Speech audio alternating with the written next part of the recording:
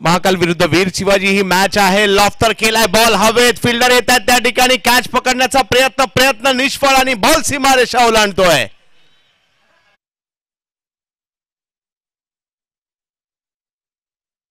येताना पहिला मिळाला आणि कॅच पकडण्याचा प्रयत्नही होता खरा, परंतु दीपक धनावडे मागील मॅच मध्ये चांगली कामगिरी केली आहे। यावेळेला बॉल लावा मात्र कव्हरची दिशा दिली आहे। सागर यांच्याकडून जोरदार प्रहार होताना पहिला मिळाला। 4 धावा तिकडे मिळतील। चौकार ऍक्शन रिप्ले मध्ये पाहू शकता। हा बॉल थोडासा पुढे होता, त्याला मात्र सर्कलच्या वरून खेळलं आणि त्यातल्या त्यात गॅप मध्ये देखील आलाय।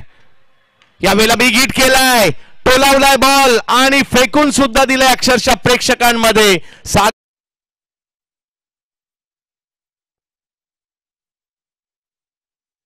मात्र हे क्रिकेट पाहायला मिळत आहे। डायमंड नगडे जाते मोठमोठे खेळाडू। यावेळेला मात्र पुन्हा एकदा कव्हरची दिशा निवडली आहे। फिल्डर मात्र तिकडे येण्याच्या अगोदर बॉल पसार होतोय सीमारेषेच्या पलीकडे। धावा थांबायला तयार नाहीयेत। आता मात्र धुमाकूळ घालतायत या ठिकाणी सध्या बॅटर। सागरच्या बॅटमधून चौकार आलाय आणि धावसंख्या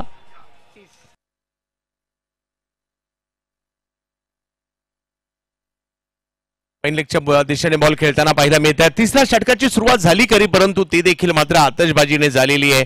धावांना थांबवणं गरजेचं, परंतु धावा थांबवणार कोण हाही प्रश्न पडलाय। सागर आणि नारायण दोघेही तुटून पडलेत अक्षरशः। मैदानाच्या चौफेरी टोलीबाजी करतायत, हवे तसे फटके खेळतायत आणि धावांची लयलूट देखील करताना पाहायला मिळत आहेत।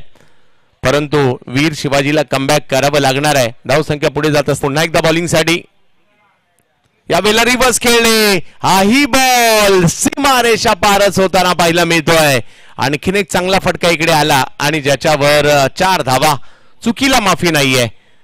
सागर यांच्या बॅटमधून आलेला हा फटका जसे रिव्हर्स साठी वळले त्याच वेळेला फुलटॉस मिळाला आणि त्याचा फायदा त्यांनी इकडे घेतला आणि धाव